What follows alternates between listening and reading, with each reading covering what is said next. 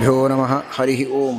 ಪದಂ ವೇದ ಸಂವೇದ್ಯಂ ಕಟಾಕ್ಷೇಣಾಪಿ ವೀಕ್ಷಿತುಂ ನ ಕ್ಷಮಂತೆ ವಿಮತಯಸ್ತಮುಪಾಸೇ ಶ್ರೇಯಃ ಪತಿಂ. ಮಯಿ ಸ್ಥಿತೋ ಮದಂಗೇಷು ಸ್ವತಂತ್ರೋ ವ್ಯಾಪ್ತವಾನ್ ಹರಿಃ ಸ ವಿಷ್ಣುಶ್ಚಾಸ್ವತಂತ್ರಂ ಮಾಂ ಸ್ವೇಚ್ಛಯಾ ವರ್ತಯತ್ಯಜಃ. ಸ್ವಾತ್ಮನಸ್ತಸ್ಯ ಪೂಜಾಸ್ಯುಃ ಮನೋವಾಕ್ಕಾಯವೃತ್ತಯಃ. ಮಮೈತಾಃ ಇತಿ ಕರ್ತಾರಂ ಉದ್ದೇಶ್ಯಂಚ ಹರಿಂ ಸ್ಮರೇತ್. ಧರ್ಮವಿಜ್ಞಾನವೈರಾಗ್ಯಪರಮೈಶ್ವರ್ಯಶಾಲಿನಃ ಆನಂದತೀರ್ಥಭಗವತ್ಪಾದಾನ್ ವಂದೇ ನಿರಂತರಂ. ಆನಂದತೀರ್ಥೋಪದಿಷ್ಟೋ ನಿಧಿರ್ನಾರಾಯಣಃ ವಯಃ ಪ್ರದರ್ಶಿತೋ ಯೇನ ಸಮ್ಯಕ್ ಜಯತೀರ್ಥಂ ತಮಾಶ್ರಯೇ. ಸತ್ಯಾಭಿಜ್ಞಕರಾಬ್ಜೋತ್ಥಾನ್ ಪಂಚಾಶದ್ವರ್ಷಪೂಜಕಾನ್ ಸತ್ಯಪ್ರಮೋದತೀರ್ಥಾರ್ಯಾನ್ ನೌಮಿ ನ್ಯಾಯಸುಧಾರತಾನ್.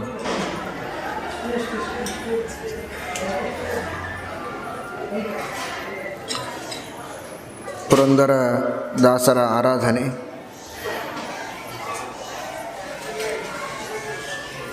ನಾವೆಲ್ಲ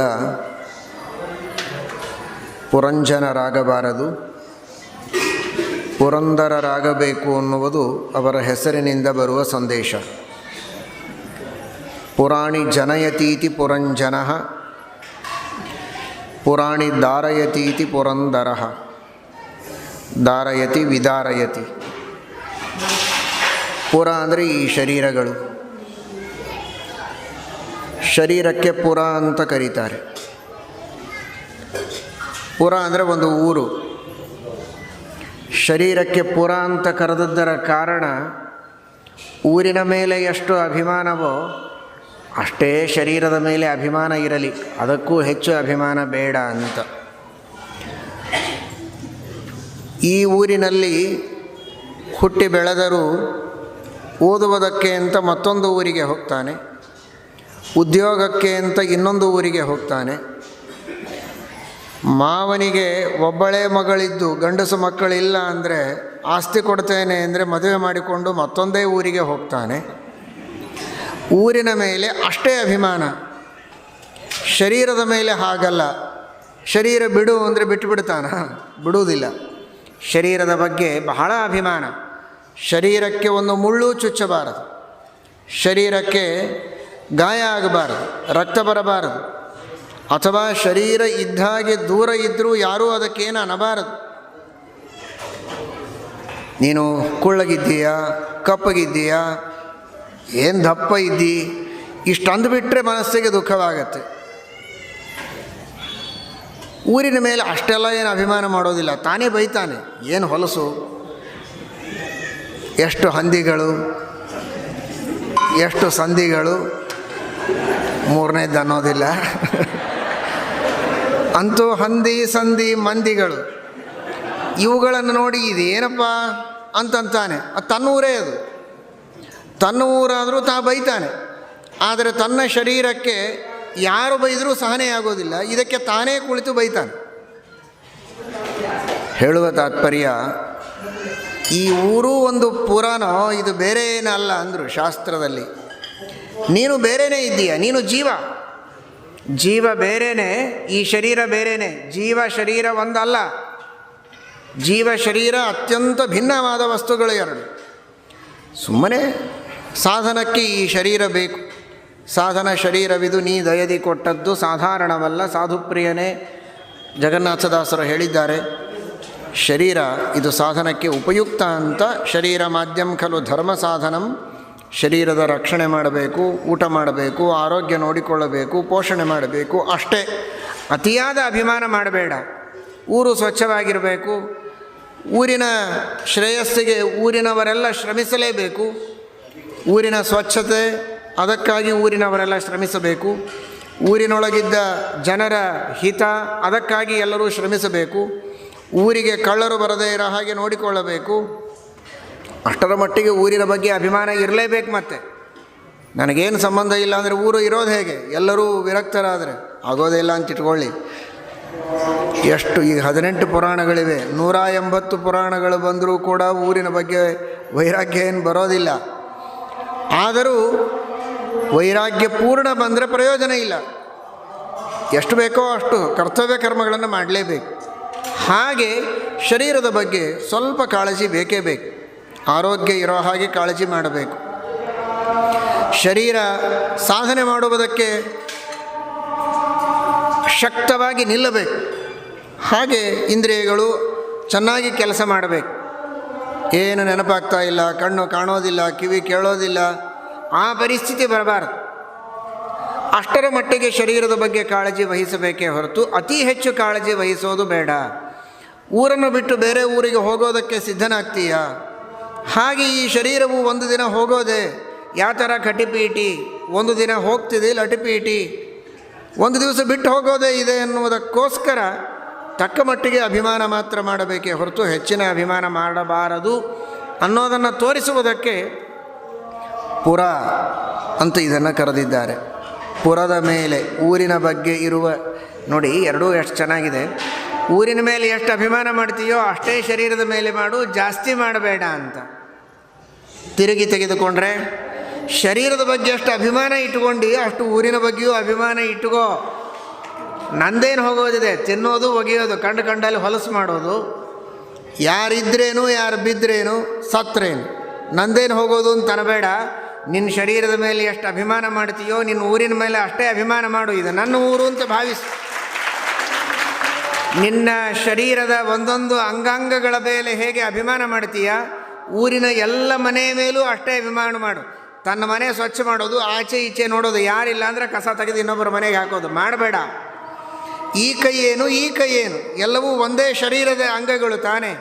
ಈ ಮನೆ ಏನು ಆ ಮನೆ ಏನು ಎಲ್ಲವೂ ಒಂದೇ ಶರೀರದ ಅಂಗಗಳು ಅನ್ನುವ ರೀತಿಯಲ್ಲಿ ಊರಿನ ಎಲ್ಲ ಮನೆಯ ಮೇಲೆ, ಎಲ್ಲ ಮನೆಯೊಳಗಿದ್ದ ಜನರ ಮೇಲೆ, ಅವರ ಮಕ್ಕಳ ಮೇಲೆ ಅಷ್ಟೇ ಪ್ರೀತಿ ಮಾಡು. ನಿಮ್ಮ ಮನೆ ಮಕ್ಕಳ ಮೇಲೆ ಅಷ್ಟೇ ಪ್ರೀತಿ ಮಾಡಬೇಡ. ನೀವೆಲ್ಲರ ಮೇಲೆ ಮಾಡ್ತೀರಿ, ಸುಮ್ಮನೆ ಹೇಳಿದೆ, ಎದುರಿ ಕೂತೀರಿ, ಹಣೆ ಬರಹ. ಎಲ್ಲರ ಮನೆಯ ಮಕ್ಕಳ ಮೇಲೂ ಅಷ್ಟೇ ಪ್ರೀತಿ ಮಾಡಿ. ಮಹಾಭಾರತ ಅನುಶಾಸನ ಪರ್ವ ಹೇಳುತ್ತದೆ, ಬೇರೆಯ ಮನೆಯ ಮಕ್ಕಳ ಮೇಲೆ ಅಸೂಯೆ ಮಾಡಿದರೆ ಜನ್ಮಾಂತರದೊಳಗೆ ಮಕ್ಕಳಾಗೋದಿಲ್ಲ. ಶಂಖವಾದ್ಯ, ಔಷಧಿ ತೆಗೆದುಕೊಂಡು ಔಷಧಿ ಅಂಗಡಿ ಎಲ್ಲ ಖಾಲಿ ಆಯಿತು. ವೈದ್ಯರು ಶ್ರೀಮಂತ ಆದರು, ಇವಾಗಿನ ಮಕ್ಕಳಾಗಲಿಲ್ಲ. ಕಾರಣ ಜನ್ಮಾಂತರದಲ್ಲಿ ಇನ್ನು ಪರಪುತ್ರ ಅಭ್ಯಸೂಯಕಾಹ, ಇನ್ನೊಬ್ಬರ ಮಕ್ಕಳ ಮೇಲೆ ಅಸೂಯೆ ಮಾಡಿದರೆ ಮಕ್ಕಳಾಗುವುದಿಲ್ಲ. ಇನ್ನೊಬ್ಬರ ಮಕ್ಕಳನ್ನು ನಿಮ್ಮ ಮಕ್ಕಳು ಅಂತ ಭಾವಿಸಿ ಕರ್ಕೊಂಡು ಹೋಗಬೇಡಿ. ಪ್ರೀತಿ ಮಾಡಿ ಅಂತ ತಾತ್ಪರ್ಯ. ಅವರನ್ನು ಪ್ರೀತಿಸಿ, ಅವರು ಓದಿದರೆ ಸಂತೋಷಪಡಿ, ಅಸೂಯೆ ಪಡಬೇಡಿ. ಇದನ್ನೇ ಶಾಸ್ತ್ರ ನಮಗೆ ಕಲಿಸಿಕೊಟ್ಟದ್ದು. ಮಹಾಭಾರತ ಭಾಗವತಾದಿಗಳು ಸಂವರ್ಧಿತಾನಾಂ ಸುತ ನಿರ್ವಿಶೇಷಂ. ಕಾಳಿದಾಸ ಹೇಳ್ತಾನೆ, ನಿವಾರಪಾಕಾದಿ ಕಡಂಗರೀಯೈ ಆಮೃಷ್ಯತೆ ಜಾನಪದೈರ್ನ ಕಚ್ಚಿತ್. ಮಕ್ಕಳನ್ನು ಬೆಳೆಸಿದ ಹಾಗೆ ಗಿಡಗಳನ್ನು ಬೆಳೆಸ್ತಿದ್ರಂತೆ ಪ್ರಾಚೀನ ಕಾಲದಲ್ಲಿ. ರಾಜ ಋಷಿಗಳ ಆಶ್ರಮಕ್ಕೆ ಬಂದು ಯೋಗಕ್ಷೇಮ ವಿಚಾರ ಮಾಡುವಾಗ, ನೀವು ಹೇಗಿದ್ದೀರಿ, ಮನೆಯವರು ಹೇಗಿದ್ದಾರೆ, ಮಕ್ಕಳು ಹೇಗಿದ್ದಾರೆ, ಅಲ್ಲಿಗೆ ನಮ್ಮದು ಮುಗಿಯಿತು ಯೋಗಕ್ಷೇಮ ವಿಚಾರ. ಪ್ರಾಚೀನರದು ಅಲ್ಲಿಗೆ ಮುಗೀತಾ ಇರಲಿಲ್ಲ. ಕಚ್ಚಿನ್ನ ವಾಯುವಾದಿರುಪದ್ರವೋ ಭೂತ್ ಸಂವರ್ಧಿತಾನಾಂ ಸುತ ನಿರ್ವಿಶೇಷಂ. ಗಾಳಿ, ಅತಿಯಾದ ಮಳೆ ಅಥವಾ ನೀರಿಲ್ಲದೆ ಇರೋದು, ಅವೃಷ್ಟಿ ಅತಿವೃಷ್ಟಿ, ಇವುಗಳಿಂದ ಏನಾದರೂ ನಿಮ್ಮ ಗಿಡಗಳಿಗೆ ಉಪದ್ರವ ಆಗಿದೆಯಾ? ಅಯ್ಯೋ, ಗಿಡದ್ದು ಯಾಕೆ ಉಸಾಬರ ಮಾಡ್ತೀರಿ ಅಂದರೆ ಸಂವರ್ಧಿತಾನಾಂ ಸುತ ನಿರ್ವಿಶೇಷಂ. ಮಕ್ಕಳಿಗೂ ಗಿಡಗಳಿಗೂ ವ್ಯತ್ಯಾಸ ಮಾಡ್ತಿರಲಿಲ್ಲಂತೆ. ಎಷ್ಟು ಪ್ರೀತಿಯಿಂದ ಮಕ್ಕಳಿಗೆ ಹಾಲು ಕೊಡಿಸ್ಬೇಕೋ ಅಷ್ಟು ಪ್ರೀತಿಯಿಂದ ಗಿಡಗಳಿಗೆ ನೀರು ಹಾಕ್ತಾಯಿದ್ರು. ಗಿಡಗಳು ಹಣ್ಣು ಕೊಡ್ತವೆ ಎನ್ನುವ ಸ್ವಾರ್ಥಕ್ಕಲ್ಲ. ಹೇಗೆ ಮಕ್ಕಳು ದೊಡ್ಡವರಾದ ಮೇಲೆ ವೃದ್ಧಾಶ್ರಮಕ್ಕೆ ಕಳಿಸ್ತಾರೆ, ನಮಗೇನು ಊಟಕ್ಕೆ ಹಾಕೋದಿಲ್ಲ ಅಂತ ಖಾತ್ರಿ ಇದ್ದರೂ ಮಕ್ಕಳಿಗೆ ಹೊಟ್ಟೆಗೆ ಹಾಕ್ತಾರೋ, ಹಾಗೆ ಈ ಗಿಡಗಳಿಂದ ಲಾಭ ಇರಲಿ ಇಲ್ಲದೇ ಇರಲಿ, ಎಲ್ಲ ಗಿಡಗಳೇನು ಹಣ್ಣು ಕೊಡೋ ಗಿಡ ಅಲ್ಲ. ಆದರೆ ಮಕ್ಕಳನ್ನು ಹೇಗೆ ನಿರ್ವ್ಯಾಜ ಪ್ರೇಮದಿಂದ ಬೆಳೆಸಬೇಕೋ ಹಾಗೆ ಋಷಿಗಳು ಬೆಳೆಸ್ತಾ ಇದ್ದರಂತೆ ಅನ್ನುವುದಕ್ಕೆ ಗಿಡಗಳ ಯೋಗಕ್ಷೇಮವನ್ನು ವಿಚಾರ ಮಾಡ್ತಾ ಇದ್ದರು ರಾಜರು. ಈ ರೀತಿಯ ಮನೆಯ ಮೇಲೆ, ಎಲ್ಲರ ಮನೆಯೊಳಗಿರೋ ಮಕ್ಕಳುಗಳ ಮೇಲೆ, ಗಿಡಗಳ ಮೇಲೆ, ಸಸ್ಯಗಳ ಮೇಲೆ, ಹೊಲಗಳ ಮೇಲೆ, ಎಲ್ಲದರ ಮೇಲೂ ಪ್ರೀತಿ ಮಾಡಿ. ಮೋಹ ಮಮತೆಗಳಿಂದ ಇರೋ ಒಂದು ಮನೆ ಮೇಲೆ ಪ್ರೀತಿ ಮಾಡೋದೇ ರಗಡಾಗಿದೆ, ವೈರಾಗ್ಯ ಇಲ್ಲ ಅಂತ. ಇನ್ನು ಇಡೀ ಜಗತ್ತಿನ ಮೇಲೆ ಪ್ರೀತಿ ಮಾಡ್ತಾ ಕುಳಿತರೆ ಮೋಕ್ಷಕ್ಕೆ ಯಾವಾಗ ಹೋಗೋದು ಅಂತ. ಅದರರ್ಥ ಪಾಶದೊಳಗೆ ಸಿಲುಕಬೇಡಿ, ಪ್ರೀತಿ ಒಂದೊಂದು ರೀತಿಯಿಂದ ಕೆಲಸ ಮಾಡಿದರೆ ಸಾಕು, ಅವರಿಗೆ ತೊಂದರೆ ಕೊಡದೇ ಇದ್ದರೆ ಸಾಕು, ಹಾಳಾಗದೇ ಇದ್ದ ಹಾಗೆ ನೋಡಿಕೊಂಡ್ರೆ ಸಾಕು, ಅವರ ಪಾಡಿಗೆ ಅವರ ಕೆಲಸ ಅವರು ಮಾಡ್ಕೊಳ್ತಾ ಇದ್ದಾಗ ಪ್ರೀತಿಯಿಂದ ಸುಮ್ಮನಿದ್ದರೂ ಸಾಕು. ಅಸೂಯೆ ಮಾಡಬೇಡಿ, ದ್ವೇಷ ಮಾಡಬೇಡಿ, ಮಾತ್ಸರ್ಯ ಮಾಡಬೇಡಿ, ಅಷ್ಟೇ ತಾತ್ಪರ್ಯ. ಈ ಅರ್ಥದೊಳಗೆ ಆ ಪುರ ಅನ್ನುವ ಶಬ್ದವನ್ನು ಬಹಳ ಚೆನ್ನಾಗಿ ಶರೀರ ಮತ್ತು ಊರುಗಳಿಗೆ ಬಳಸಿದ್ದಾರೆ. ಶರೀರದ ಮೇಲೆ ಅಭಿಮಾನ ಮಾಡೋ ಹಾಗೆ ಊರಿನವರೆಲ್ಲರ ಮೇಲೆ ಪ್ರೀತಿ ಮಾಡು, ಊರಿನ ಮೇಲೆ ತಕ್ಕ ಮಟ್ಟಿಗೆ ಮಾತ್ರ ಅಭಿಮಾನ ಮಾಡಿ ಹೆಚ್ಚಿನ ಮಮತೆ ಇಟ್ಟುಕೊಳ್ಳದಂತೆ ಶರೀರದ ಮೇಲೆ ತಕ್ಕ ಮಟ್ಟಿಗೆ ಮಾತ್ರ ಅಭಿಮಾನ ಇರಲಿ, ಆಸಕ್ತಿ ಬೇಡ, ಕಾಲು ಸಿಗೋದು ಬೇಡ, ಕೆಸರಿನೊಳಗೆ ಸಿಕ್ಕು ಒದ್ದಾಡೋದು ಬೇಡ ಅನ್ನುವ ಸಂದೇಶವನ್ನು ನಮಗೆ ಶಾಸ್ತ್ರ ಕೊಟ್ಟಿದೆ. ಜೊತೆಗೆ ಪುರ ಇದು ಪರಮಾತ್ಮನ ಹೆಸರು. ಏತತ್ ಸತ್ಯಂ ಬ್ರಹ್ಮಪುರಂ, ಛಾಂದೋಗ್ಯೋಪನಿಷತ್ತಿನ 8ನೇ ಅಧ್ಯಾಯದಲ್ಲಿ ಹೇಳ್ತಾರೆ, ಪುರ ಇದು ಬ್ರಹ್ಮನ ಹೆಸರು. ಏತತ್ ಸತ್ಯಂ ಬ್ರಹ್ಮಪುರಂ, ಯಾಕೆ ಅಂದರೆ ಪೂರ್ಣನಾದದ್ದರಿಂದ ಬ್ರಹ್ಮನಿಗೆ ಪುರ ಅಂತ ಕರೀತಾರೆ. ಈ ಶರೀರವನ್ನು ಪುರ ಅಂತ ಯಾಕೆ ಕರೆದ್ರು ಅಂದರೆ ಇದು ನಿಂದಲ್ಲೋ, ಇದು ನಿಂದಲ್ಲ, ಇದು ಪುರನ ಶರೀರ. ಇದು ಪುರ ಅಂದರೆ ಪೂರ್ಣನಾದಂತಹ ಪರಮಾತ್ಮನ ಶರೀರ. ಹೆಸರೇ ಪುರ ಅಂತಿಟ್ರು. ನನ್ನದು ಅನ್ನುವ ಅಭಿಮಾನ ಕಿಂಚಿತ್ತೂ ಬರೋದು ಬೇಡ ಬೇಡ. ಇದು ಯಾರದು ಅಂದರೆ ಇದು ಪುರನದು. ಪುರ ಅಂದರೆ ಪೂರ್ಣನಾದಂತಹ ಪರಮಾತ್ಮ ಬ್ರಹ್ಮ, ಅಂತಹ ಪರಮಾತ್ಮನ ಶರೀರ ಇದು. ಇದು ಪುರ ಅನ್ನೋದಕ್ಕೇ ಮುದ್ರಾಧಾರಣೆ ಮಾಡಿಕೊಳ್ಳೋದು. ಈ ಶರೀರ ನನ್ನದಲ್ಲ, ದೇವರ ಚಿಹ್ನ ಅದರ ಮೇಲೆ. ಯಾಕೆ ಅಂದರೆ ಈ ಶರೀರ ದೇವರದು ಅಂತ. ಆದ್ದರಿಂದ ಇದು ಪುರನ ಶರೀರ. ಒಂದು ದಿನ ಪುರು ಉರಿದು ಹೋದರೂ ಕೂಡ ಈ ಪುರ ಇರೋವರೆಗೆ ಕೆಲಸ ಮಾಡೋದು ಆ ಪುರನ ಅನುಗ್ರಹದಿಂದ ಅನ್ನುವುದನ್ನು ತಿಳಿದು ಅದನ್ನು ಆ ಪುರನಿಗೆ, ಪೂರ್ಣನಾದ ಪರಮಾತ್ಮನಿಗೆ ಸಮರ್ಪಣೆ ಮಾಡಬೇಕೇ ಹೊರತು ಕೇವಲ ಪುರೇ ಶ್ರೀಖಂಡ ತಿಂದು ಪುರು ಉಬ್ಬಿಸಬೇಡ. ಒಂದು ದಿನ ಪುರು ಉರಿದು ಹೋಗುತ್ತೆ ಅಂತ ಪುರಕ್ಕೆ ಹೋಗುವ ಆಶೆ ಇದ್ದರೆ ಆ ಪುರನಿಗೆ ಸಮರ್ಪಣೆ ಮಾಡು ಅಂತನ್ನುವ ಸಂದೇಶವನ್ನು, ಪುರ ಎಂಬ ಶಬ್ದವನ್ನು ಈ ಪುರಕ್ಕೆ ಬಳಸೋದರಿಂದಲೇ ಶಾಸ್ತ್ರ ನಮಗೆ ತಿಳಿಸಿಕೊಡ್ತಾ ಇದೆ. ಅಂತಹ ಪುರನ ಶರೀರ ಇದು, ಪುರನಿಗೆ ಅರ್ಪಿತವಾಗಬೇಕು. ಆದರೆ ಈ ಪುರ ಮತ್ತೆ ಮತ್ತೆ ಬರೋ ಹಾಗೆ ಕೆಲಸ ಮಾಡಬೇಡಿ. ಮಾತುಃ ಪಯೋಧರ ರಸಂ ನ ಪುನಃ ಪಿಬಂತಿ ಯೇ ಮಾನವಾಃ ವಿಗತರಾಗ ಪರಾವರಜ್ಞಾಃ. ವೈರಾಗ್ಯದಿಂದ ಪರಮಾತ್ಮನ ಸರ್ವೋತ್ತಮತ್ವವನ್ನು, ಉಳಿದೆಲ್ಲ ದೇವತೆಗಳ ತಾರತಮ್ಯವನ್ನು ಚೆನ್ನಾಗಿ ತಿಳಿದು ಪರಮಾತ್ಮನ ಪಾದಗಳನ್ನು ಚೆನ್ನಾಗಿ ಭಜಿಸ್ತಾನೆ, ಅಂಥವನಿಗೆ ಪುನರ್ಜನ್ಮ ಇಲ್ಲ. ತಾಯಿಯ ಹಾಲಿನ ರುಚಿ ಈಗ ಕಂಡದ್ದೇ ಕೊನೆ, ಮತ್ತೆ ಕಾಣೋದಿಲ್ಲ ಅಂತಾರೆ. ಮಾತುಃ ಪಯೋಧರ ರಸಂ ನ ಪುನಃ ಪಿಬಂತಿ. ಹಾಗಾದರೆ ನಾವೆಲ್ಲ ಮಾಡಬೇಕಾದದ್ದೇನು ಕೆಲಸ ನೋಡಿ. ಶ್ರೀಮದ್ ಆಚಾರ್ಯರೇನು ಹೇಳಿದರೋ ಕೃಷ್ಣಾಮೃತ ಮಹಾರಣವದಲ್ಲಿ, ಮಾತುಃ ಪಯೋಧರ ರಸಂ ನ ಪುನಃ ಪಿಬಂತಿ, ಅದನ್ನು ತಮ್ಮ ಹೆಸರಿನಿಂದಲೇ ಪುರಂದರದಾಸರು ಸೂಚನೆ ಮಾಡಿದರು. ಪುರಂದರ, ಮತ್ತೆ ಶರೀರ ಬರದೇ ಇರೋ ಹಾಗೆ ನೋಡಿಕೋ. ಪುರಾಣಿ ಧಾರಯತೀತಿ ಪುರಂದರ, ನೀನು ಮತ್ತೆ ಮತ್ತೆ ಶರೀರಗಳನ್ನು ಹುಟ್ಟಿಸಿಕೊಳ್ಳುವ ಸಕಾಮ ಕರ್ಮಗಳನ್ನು ಮಾಡಿ ಅಥವಾ ಪಾಪಕರ್ಮಗಳನ್ನು ಮಾಡಿ ಮತ್ತೆ ಶರೀರ ಹುಟ್ಟಿಸಿಕೊಳ್ಳೋ ಹಾಗೆ ಮಾಡಬೇಡ. ಒಂದು ಸಲ ನೀವೆಲ್ಲ ಯುವಕರು ಕುಳಿತಿದ್ದೀರಿ, ಅಲ್ಲಲ್ಲಿ ಕೆಲವರು ನಿಂತಿದ್ದೀರಿ ಒದ್ದೆ ಹಚ್ಕೊಂಡು. ತಂದೆ ತಾಯಿಗಳಿಗೆ ಏನಾದರೂ ನಿಂದೆ ಮಾಡಿದರೆ, ಗುರುಗಳ ನಿಂದೆ ಮಾಡಿದರೆ, ಅಂದರೆ ದೊಡ್ಡವರು ಮಾಡಿದರೆ ನಡೀತಿದೆ ಅಂತ ತಿಳ್ಕೊಬೇಡಿ. ಪ್ರಾಯ ಯುವಕರಿಗೆ ತಂದೆ ತಾಯಿಗಳು ಇರ್ತಾರೆ ಅನ್ನುವುದಕ್ಕೆ ಹೇಳಿದೆ. 60,000 ಜನ್ಮ ಮಲಮೂತ್ರಗಳಲ್ಲಿ ಕ್ರಿಮಿಕೀಟನಾಗಿ ಹುಟ್ಟುತ್ತಾನೆ. ಗುರುಂ ತ್ವಂಕೃತ್ಯ ಹುಂಕೃತ್ಯ ವಿಷ್ಠಾಯಾಂ ಜಾಯತೆ ಕ್ರಿಮಿ 60 ವರ್ಷ ಸಹಸ್ರಾಣಿ. 60 ವರ್ಷ ಸಹಸ್ರಾಣಿ, 60,000 ವರ್ಷ ವಿಷ್ಠಾಯಾಂ ಜಾಯತೆ ಕ್ರಿಮಿ. ಬೇರೆ ಬೇರೆ ಕಡೆಗೆ ಹುಳ ಇರ್ತದೆ. ಹಾಲು ಮೊಸರಾಗಬೇಕು ಅಂದ್ರೆ ಹುಳದಿಂದೇ ಆಗೋದು, ಆ ಹುಳ ಅಲ್ಲ. ಸ್ವಲ್ಪ ಹೊತ್ತು ಬಾಸುಂದೆ ಇಟ್ಟರೆ ಅದರ ಮೇಲೆ ಹುಳ ಆಗ್ತವೆ, ಆ ಹುಳನೂ ಅಲ್ಲ, ಸ್ವಲ್ಪ ಪುಣ್ಯ ಅದು. ಮಲಮೂತ್ರದೊಳಗೆ ಹುಳ ಆಗಿ ಹುಟ್ಟುತ್ತಾನೆ. 60,000 ವರ್ಷ. ಆ ಹುಳದ ಆಯುಷ್ಯ ಎಷ್ಟಿರ್ತದೆ ಹೇಳ್ರಿ? ಈಗ ಹುಟ್ಟಿದೆ ಅನ್ನೋದ್ರಾಗ ಸಾಯ್ತದೆ. 60,000 ವರ್ಷ ಅಂದರೆ 2 ಸಲ ಹುಟ್ಟಬೇಕು ಅವನು. ಒಂದು ಗುರುದ್ರೋಹ, ಮಾತಾಪಿತೃದ್ರೋಹದಿಂದಲೇ ಈ ತರಹದ 60,000 ಜನ್ಮ ಅಂದರೆ ಇನ್ನು ದೇವತೆಗಳು ದೊಡ್ಡವರು ವಾಯುದೇವರ ದ್ರೋಹ ಆದರೆ ಎಷ್ಟು 1000 ಜನ್ಮ ನಾವು ಹುಟ್ಟಿ ಬರ್ತೇವೋ ಗೊತ್ತಿಲ್ಲ. ಇದು ಪುರಂಜನ, ಮತ್ತೆ ಮತ್ತೆ ನಾವು ದೇಹಗಳನ್ನು ಹುಟ್ಟಿಸಿಕೊಳ್ಳುವ ಪ್ರವೃತ್ತಿ ಇದು. ಅದು ಬೇಡ. ನಿಷಿದ್ಧ ಕರ್ಮಗಳನ್ನು ಮಾಡಬೇಡಿ, ಹಿರಿಯರು ಗುರುಗಳ ನಿಂದೆ ಮಾಡಬೇಡಿ, ಉತ್ತಮ ದ್ರೋಹ ಬೇಡ. ಶಾಸ್ತ್ರದಲ್ಲಿ ವಿಹಿತವಾದ ಸ್ನಾನ ಸಂಧ್ಯಾವಂದನಾದಿ ಕರ್ಮಗಳ ಪರಿತ್ಯಾಗ ಮಾಡಬೇಡಿ. ವಿಹಿತ ಕರ್ಮಗಳನ್ನು ಮಾಡಬೇಕು, ನಿಷಿದ್ಧ ಕರ್ಮಗಳನ್ನು ಬಿಡಬೇಕು, ಮತ್ತೆ ಮತ್ತೆ ಇಂತಹ ದೇಹ ಬರುವುದನ್ನು ತಪ್ಪಿಸಿಕೊಳ್ಳಬೇಕು. ಪುರಂದರ ಆಗಬೇಕು, ಪುರಂಜನರಾಗಬಾರದು. ಇದನ್ನು ಪುರಂದರದಾಸರು ನಮಗೆ ತಮ್ಮ ಹೆಸರಿನಿಂದಲೇ ಸಂದೇಶವನ್ನು ಕೊಟ್ಟಿದ್ದಾರೆ. ಮಹಾನುಭಾವರು ಅದನ್ನೇ ಮಾಡಿದರು. ವೈರಾಗ್ಯದಿಂದ ಎಲ್ಲವನ್ನು ಬಿಟ್ಟು, ಎಂತಹ ನವಕೋಟಿ ನಾರಾಯಣರ ಮಹಾನುಭಾವರು ಅಷ್ಟು ಕೋಟಿ ರೂಪಾಯಿಗಳ ಆಸ್ತಿ ಪಾಸ್ತಿ, ಆಗಿನ ಕಾಲಕ್ಕೆ ಕೋಟಿ, ಈಗ ಅದಕ್ಕೆ ಬೆಲೆನೇ ಇಲ್ಲ.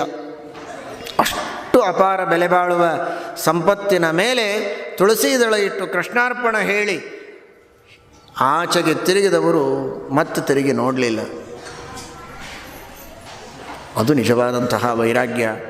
ವ್ಯಾಸರಾಜರ ಉಪದೇಶ, ವ್ಯಾಸರಾಜರ ಚರಣಗಳಿಗೆ ಶರಣು ಹೋದರು, ತತ್ವೋಪದೇಶ ಪಡೆದರು. ಗುರುವಿನ ಗುಲಾಮನಾಗದ ತನಕ ದೊರೆಯದಣ್ಣ ಮುಕ್ತಿ, ಅದನ್ನು ತಮ್ಮ ಜೀವನದಿಂದ ತೋರಿಸಿದರು.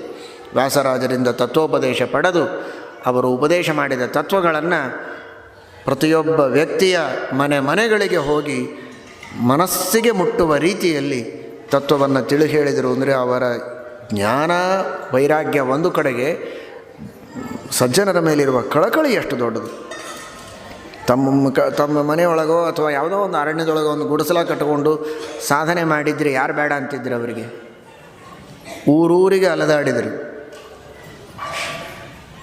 ಊರೂರಿಗೆ ಅಲದಾಡಿ ಮನೆಗಳಿಗೆ ಹೋಗಿ ಅವರವರು ಮಾಡುವ ತಪ್ಪುಗಳನ್ನು ತಿಳಿಸಿಕೊಟ್ಟು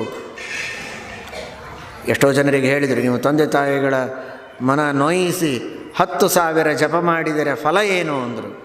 ಯಾರೋ ಮನೆಯೊಳಗೆ ಜಗಳಾಡ್ತಿದ್ರು, ಅವ್ವ ಅಪ್ಪನ ಬೈದು ಹೀಗೆ ಜಪ ಮಾಡ್ತಾ ಕುಳಿತಿದ್ರು. ಅಲ್ಲೇ ಒಂದು ಹಾಡು ಮಾಡಿದರು ಅವರು. ಅಲ್ಲೋ, ಅಲ್ಲಿ ಅವ್ವ ಅಪ್ಪನ ಬೈತಿದ್ದಿ, ಅಳಿಸ್ತಿದ್ದಿ, ನೀನು ಈ ಜಪ ಮಾಡಿದರೆ ಯಾಕೆ ದೇವರು ನಿನಗೆ ಒದಿತಾನೆ? ಹಾಗಾದರೆ ಜಪ ಮಾಡಬಾರ್ದು ಅಂತ ಅರ್ಥ ಅಲ್ಲ, ಜಪ ಮಾಡಲೇಬೇಕು. ಸಂಧ್ಯಾವಂದನ ಮಾಡದೇ ಇದ್ದರೆ ಬ್ರಾಹ್ಮಣ್ಯವೇ ಉಳಿಯೋದಿಲ್ಲ, ಮಾಡಲೇಬೇಕು. ಅದನ್ನು ಮಾಡಿದರೆ ಪುರಂದರರಾಗೋದು, ಇಲ್ಲ ಮತ್ತು ಪುರಂಜನರೇ. ವಿಹಿತ ಕರ್ಮ ಬಿಟ್ಟರೆ ಇಲ್ಲಿ ಬಂದಂತಹ ಪ್ರತಿಯೊಬ್ಬ ಪುರುಷರು ಪ್ರತಿಜ್ಞೆಯನ್ನು ಮಾಡಿ ಸಂಧ್ಯಾವಂದನವನ್ನು ಮಾಡುವವರಿದ್ದೀರಿ. ಅನೇಕ ಜನ ಸಂತೋಷ. ಮಾಡದೇ ಇದ್ದವರು ಮಾತ್ರ ಪುರಂದರದಾಸರ ಆರಾಧನೆ ಅಂಥೇಳಿ ಏನು ಮಾಡಿದ್ದಾರೆ ಗೊತ್ತಿಲ್ಲ ನನಗೆ. ಅಡಿಗೆ ಹಯಗ್ರೀವನೋ ಜಿಲೇಬಿನೋ ಮೈಸೂರು ಪಾಕೋ ಏನೋ ಒಂದು ಮಾಡಿರ್ತಾರೆ. ಚೆಂದಾಗಿ ಕತ್ತರಿಸಿ ಹೊಡೆದು ಪುರಂದರದಾಸರು ಪೂರ್ಣ ಅನುಗ್ರಹ ಆಯಿತು ಅಂತ ತಿಳ್ಕೊಬೇಡ್ರಿ. ಅವಶ್ಯ ಅನುಗ್ರಹ ಮಾಡ್ತಾರೆ. ರಾಮದೇವರ ಪ್ರಸಾದ, ಪ್ರಾಣದೇವರ ನೈವೇದ್ಯವಾಗಿರ್ತದೆ, ಹಸ್ತೋದಕ, ದಾಸರಿಗೆ ಸಮರ್ಪಣೆ ಎಲ್ಲವೂ ನಡೆದಿರ್ತದೆ. ಪುಣ್ಯ ಬರೋದಿಲ್ಲ ಅಂತ ನಾನು ಹೇಳ್ತಾ ಇಲ್ಲ, ಪುಣ್ಯ ಬಂದೇ ಬರ್ತದೆ. ಆದರೆ ಅಷ್ಟಕ್ಕೆ ತೃಪ್ತಿ ಬೇಡ. ದಾಸರಿಗೆ, ವಾಯುದೇವರಿಗೆ, ರಾಮದೇವರಿಗೆ ನಿಜವಾಗಿ ಸಂತೋಷ ಆಗೋದು ನೀವು ಪ್ರತಿಜ್ಞೆ ಮಾಡಿ. 2, 1 ನಾನು ಸಂಧ್ಯಾವಂದನ ಮಾಡ್ತೇನೆ, ತಪ್ಪದೇ 3 ಹೊತ್ತು ಸಂಧ್ಯಾವಂದನವನ್ನು ಮಾಡ್ತೇನೆ, ಸರಿಯಾಗಿ ಮಂತ್ರಪೂರ್ವಕವಾಗಿ ಮಾಡ್ತೇನೆ ಅಂದರೆ ಸುಮ್ಮನೆ ಭಾಳ ತನಕ ಕೂತು ನೀರು ಕುಡಿದು ತೆಳಗಷ್ಟು ನೀರು ಚೆಲ್ಲಿ ಎದ್ದು ಹೋಗಬಾರ್ದು. ಸರಿಯಾಗಿ ಮಂತ್ರಪೂರ್ವಕವಾಗಿ ಮಾಡಬೇಕು. 2ನೇದು, ನನ್ನ ಜೊತೆಗೆ ನನ್ನ ಗೆಳೆಯರು, ಬಂಧುಗಳು, ಮಿತ್ರರು, ನನ್ನ ಮಾತು ಕೇಳುವವರು ಅಂತ ಯಾರಿದ್ದಾರೆ ಅಂತಹ ಕನಿಷ್ಠ ಪಕ್ಷ 10 ಜನರಿಂದ ನಾನು ಮಾಡಿಸ್ತೇನೆ ಅಂತ ಎಲ್ಲರೂ ಕೈ ಎತ್ತಿ ಪ್ರತಿಜ್ಞೆ ಮಾಡಿ. ಇಲ್ಲಾಂದರೆ ನಿಮಗೆ ಎಲೆನೇ ಹಾಕೋದಿಲ್ಲ. ನಿಮಗೊಬ್ಬರಿಗೆ ಎಲೆ ಹಾಕಬೇಕಾ? ಪ್ರತಿಜ್ಞೆ ಮಾಡಿ ಎಲ್ಲರೂ ಕೈ ಎತ್ತಿ. ಹೆಣ್ಣು ಮಕ್ಕಳು ಕೂಡ ಮಕ್ಕಳಿಗೆ ಫಲಾಹಾರಕ್ಕೆ ಕೊಡೋದು, ಊಟಕ್ಕೆ ಹಾಕೋದು, ಗಂಡಸರಿಗೆ ಇವತ್ತು ರಾತ್ರಿಯೇ ಮನೆಯೊಳಗೆ ನಿಮ್ಮ ಗಂಡಂದ್ರಿಗೆ ಊಟಕ್ಕೆ ಹಾಕಬೇಕು. ಅಮಾವಾಸ್ಯೆ ಮುಹೂರ್ತ ನೋಡಬೇಡ್ರಿ. ನಾಳೆ ಯಾರು ಬದುಕಿರ್ತಾರೋ ಯಾರು ಇಲ್ಲೋ ಗೊತ್ತಿಲ್ಲ. ಇವತ್ತೇ ಸಂಧ್ಯಾವಂದನ ಮಾಡಿದರೆ ನಿಮ್ಮ ಗಂಡಂದ್ರಿಗೆ ಊಟಕ್ಕೆ ಹಾಕಿರಿ, ಇಲ್ಲದಿದ್ದರೆ ಹಾಕಬೇಡ್ರಿ. ನೀವು ಪ್ರತಿಜ್ಞೆ ಮಾಡಿ. ಸಂಧ್ಯಾವಂದನ ಮಾಡಿದರೆ ಮಾತ್ರ ಬ್ರಾಹ್ಮಣ್ಯ ಉಳಿಯೋದು. ಗಾಯತ್ರಿಯ ಜಪವನ್ನು ಮಾಡಲೇಬೇಕು. ನಾನು ಬರೀ ಹಾಡು ಹಾಡ್ತೀನಿ ಅಂದರೆ ದಾಸರು ತಂಬೂರಿ ತೊಗೊಂಡು ತಲೆ ಮೇಲೆ ಹೊಡಿತಾರೆ. ಸಂಧ್ಯಾವಂದನ ಮಾಡಬೇಕು, ದೇವರ ಪೂಜೆಯನ್ನು ಮಾಡಬೇಕು, ಸಚ್ಚಾಸ್ತ್ರಗಳ ಶ್ರವಣ ಮಾಡಬೇಕು. ಆ ಸಚ್ಚಾಸ್ತ್ರಗಳ ಮರ್ಮವನ್ನು ನಿರಂತರ ಚಿಂತನೆ ಮಾಡಲಿಕ್ಕೆ ದಾಸ ಸಾಹಿತ್ಯವನ್ನು ಉಪಯೋಗಿಸಿ ದಾಸರ ಹಾಡುಗಳನ್ನು ಹಾಡ್ತಾ ಕುಣಿದರೆ ಆಗ ದಾಸರೂ ಕುಣಿತಾರೆ, ದೇವರೂ ಕುಣಿತಾನೆ. ಇಲ್ಲ ಅಂದರೆ ದಾಸರು ಕ್ಷಮೆ ಮಾಡೋದಿಲ್ಲ, ಭಗವಂತನೂ ಕ್ಷಮೆ ಮಾಡೋದಿಲ್ಲ. ಈ ಪ್ರತಿಜ್ಞೆಯನ್ನು ಮಾಡಿ ಪುರಂದರದಾಸರ ಅನುಗ್ರಹದಿಂದ ಪುರಂದರರಾಗಿ ಪುರಂಜನರಾಗಬೇಡಿ. ಶ್ರೀಕೃಷ್ಣ ಅರ್ಪಣ.